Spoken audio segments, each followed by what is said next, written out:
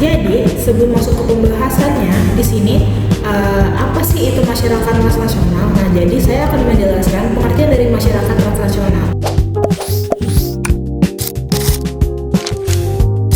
Jadi, masyarakat transnasional itu adalah kelompok atau jaringan individu yang aktivitas, hubungan sosial, identitas, dan pengaruhnya itu melintasi batas-batas negara. Tetapi mereka ini tidak hanya menjalin di dalam satu negara nasional saja, tetapi mereka itu membangun koneksi dan juga berkegiatan secara langsung terus-menerus di berbagai negara. Nah, fenomena itu berkembang pesat karena globalisasi, kemajuan teknologi komunikasi, akses transformasi yang murah, serta meningkatnya interaksi antar negara dalam bidang ekonomi, budaya, dan politik. Lalu, siapa aja sih aktor-aktor dalam masyarakat transnasional? Nah, jadi aktor dalam masyarakat transnasional itu sangat-sangat beragam banget, guys. Jadi mereka itu bisa berupa organisasi non-pemerintah nasional atau NGO seperti Amnesty International, Greenpeace, Human Rights Watch, komunitas diaspora yang ada di luar negeri, kelompok aktivis global, organisasi keagamaan internasional, jaringan profesional, hingga komunitas bisnis multinasional.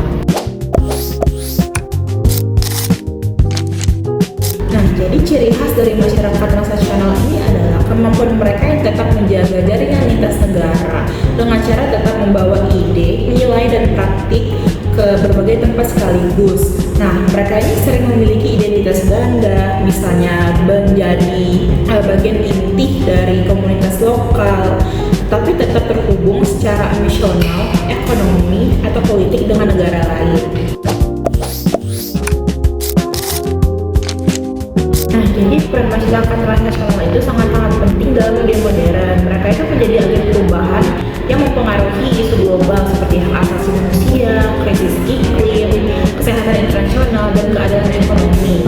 Dengan bantuan internet seperti media sosial dan mobilitas global, mereka itu dapat menyebarluaskan informasi melalui kampanye lintas negara, galang dana, serta membangun tekanan internasional kepada pemerintah atau lembaga global.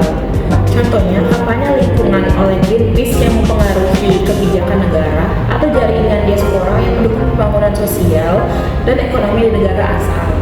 Nah, selain itu, masyarakat transnasional juga berfungsi sebagai jembatan antara negara dan masyarakat global. Jadi mereka itu mempromosikan pertukaran budaya, nilai, inovasi, serta membantu menghubungkan komunitas lokal dengan komunitas global. Nah, namun keberadaan masyarakat transnasional ini juga membawa tantangan. Aktivitas mereka itu kadang dianggap mengganggu kedaulatan negara, terutama jika agenda mereka bertentangan dengan kebijakan pemerintahan. Nah, jadi secara keseluruhan, pengertian dari masyarakat transnasional itu, mereka tuh aktor penting di era globalisasi yang mereka tidak hanya memperluas arus informasi dan ide, tetapi juga mereka membentuk dinamika sosial politik dunia modern. Nah, jadi mereka itu menjadi bukti bahwa hubungan antar manusia tidak lagi dibatasi oleh batas negara, melainkan terhubung oleh jaringan global yang terus berkembang.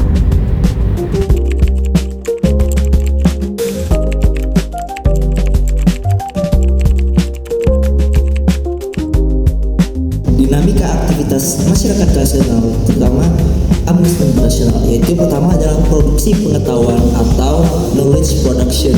Di sini Amnesty International melakukan investigasi, citra satelit, analisis video, dan testimoni dari pengungsi.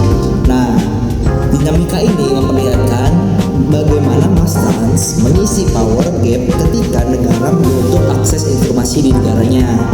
Naming dan shaming, yaitu strategi dari mana menamai aktor-aktor militer Myanmar sehingga pelaku pelanggaran HAM tadi dibawa ke forum internasional, yaitu sejalan dengan teori Keck dan Siki tentang boomerang pattern, di mana aktivis domestik menggandeng jaringan transnasional untuk menekan negara dari luar gitu.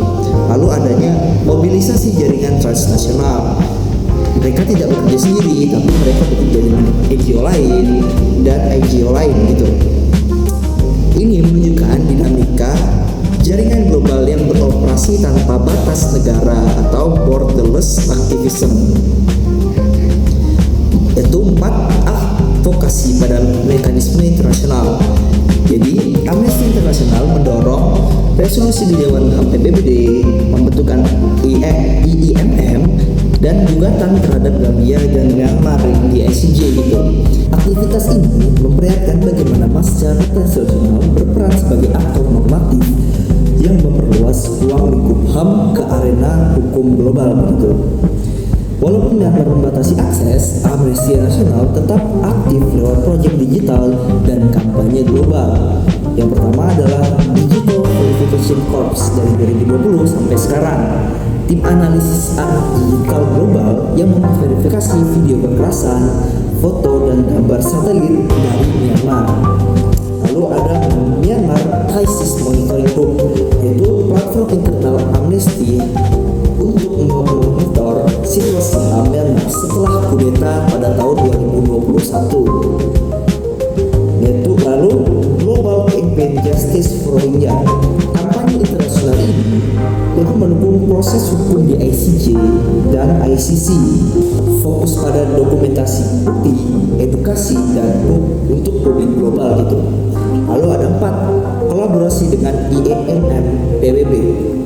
Amnesty menyediakan laporan investigatif untuk mendukung pengumpulan bukti yang lebih kuat, termasuk analisis pola kekerasan, dokumentasi, dan pelanggaran digital gitu.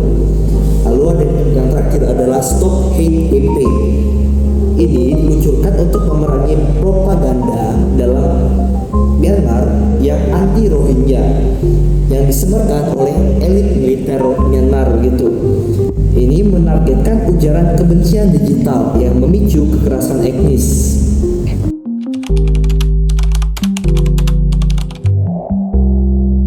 Jadi di bagian terakhir ini saya akan menjelaskan kenapa masyarakat transnasional itu sangat penting dalam kasus krisis Rohingya ini.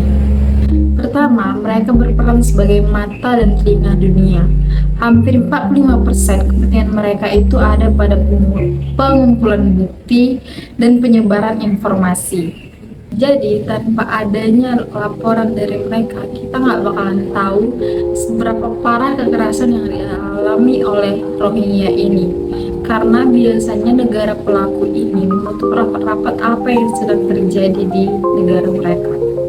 2, sekitar 30% kepentingannya ada pada fungsi tekanan internasional. Jadi Amnesty ini punya jaringan global yang besar, jadi mereka bisa menekan PBB. Karena pemerintah yang melakukan pelanggaran HAM ini biasanya akan berubah hanya ketika ada tekanan dari luar, dan itu akan dilakukan oleh Amnesty. Ketiga, sekitar 15% fungsinya itu adalah tetap menjaga isu tetap hidup, karena banyak kasus HAM yang hilang dari pemberitaan, tapi Amnesty memastikan bahwa kasus Rohingya ini tetap ada di ruang publik internasional. Jadi masyarakat global tetap tak tahu dan gak lupa apa yang terjadi pada kasus Rohingya. Dan terakhir, sekitar 10% itu soal keberpihakan kepada korban.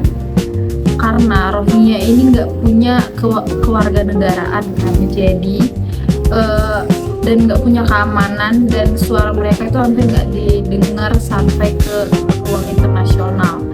Maka Amnesty ini membantu menyuarakan kebutuhan mereka, mulai dari perlindungan, kemanusiaan, sampai seruan agar repatriasi nggak dilakukan secara paksa. Jadi intinya masyarakat transnasional itu sangat penting karena mereka membantu mengisi celah yang nggak bisa ditangani oleh negara itu sendiri, dan mereka membantu memunculkan fakta, memberi tekanan, menjaga isu tetap relevan, dan membela kelompok yang paling rentan. Tanpa mereka kasus Rohingya ini kita mungkin nggak akan tahu apa yang terjadi di